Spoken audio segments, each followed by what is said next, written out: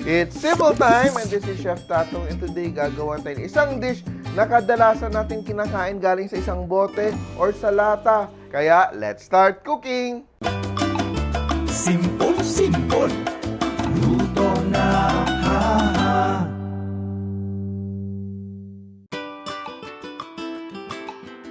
This recipe is part of the Simpol Cookbook series where we try to make cooking as simple as ABC. So today gagawa tayo ng Spanish sardines. I'm sure gusto niyo rin yan with pandesal or with garlic rice. Kaya sisimulan natin. So meron akong bangus dito, pieces of bangus. Yung Spanish sardines natin, hindi sardines but bangus. Pwede din sardines yung gamitin nyo kung meron kayo.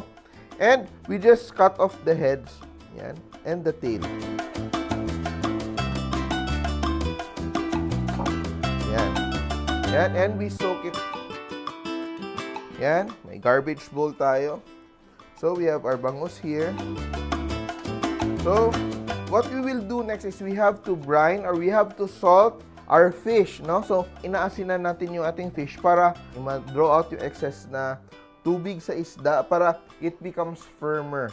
To be able to make the sardines, we have to cook it for a long time, no? Kung slow cooking tayo. Or, in this case, we are using a pressure cooker from Masflex.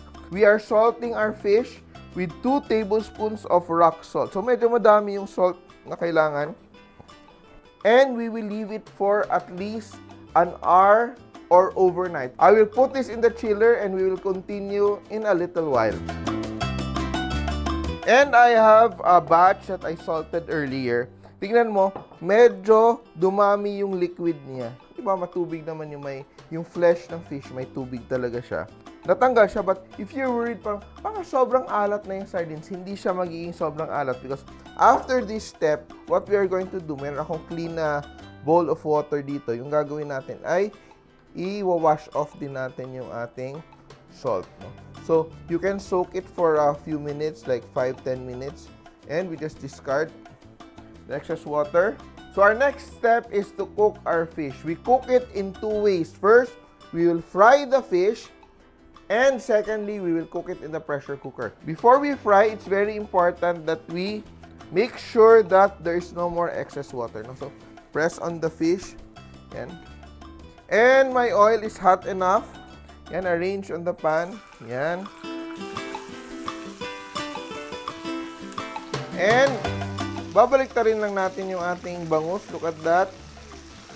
The frying part is also very important. So it actually protects the crust that protects the fish para hindi siya madurog while it's in the pressure cooker.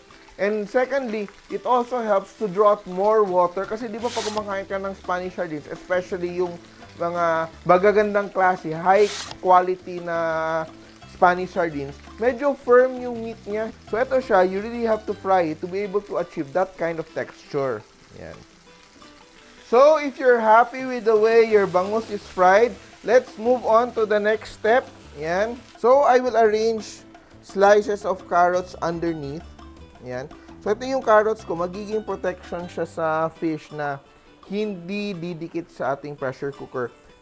Garlic cloves. And I will begin to arrange my fish over the carrots. Yan. I will add my laurel leaves, chilies, so you can use dried na chilies, 1 tablespoon of peppercorns, then we add 1 teaspoon of salt, and we will add our vinegar.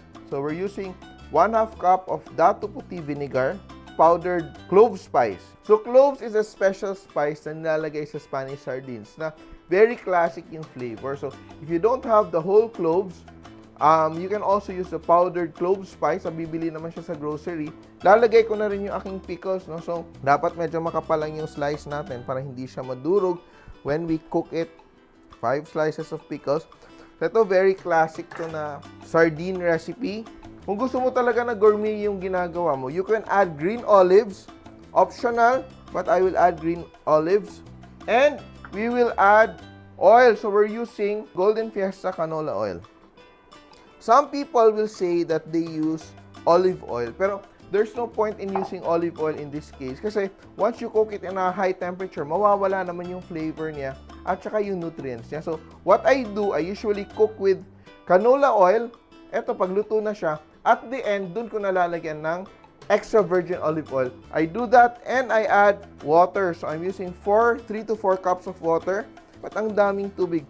Trust me, you need a lot of water here or else your pressure cooker is going to burn. So, mas madaling mag-evaporate yung tubig sa pressure cooker eh. So, we are going to cook this for 45 minutes para the bones, ang mga tinik ng ating bangus, medyo maging tender siya. So, halos pwede na kainin. Yan. So, our Spanish-style bangus is done and I just left it here in my pressure cooker na nakapatay yung apoy for another 15 minutes para mas mag-infuse yung flavors. And of course, mag-cool down na yung aking pressure cooker. And look at that, wala na siyang pressure. It's safe to open. Yan. Look at that. Oh. Cook like sardines. Di ba? Luto na siya. You add your extra virgin olive oil. Konti lang, no? Just a few tablespoons to get the flavor. And achieve mo na. Kaya, we're ready to plate. Look at that, ha? Happy, I'm happy. Yung oil nito, gagamitin natin for our pasta. Yan. Yan. A little bit of knowledge will really help you achieve, yan, perfect results all the time. Yan. Look at that. Happy, happy. Sobrang ganda. And, when you bite into this, yung tinik, hindi mo na mapapansin kasi sobrang na niyang lambot. And look at that, sobrang ganda ng ating nagawa. Achieve natin yung ating Spanish style na bangus.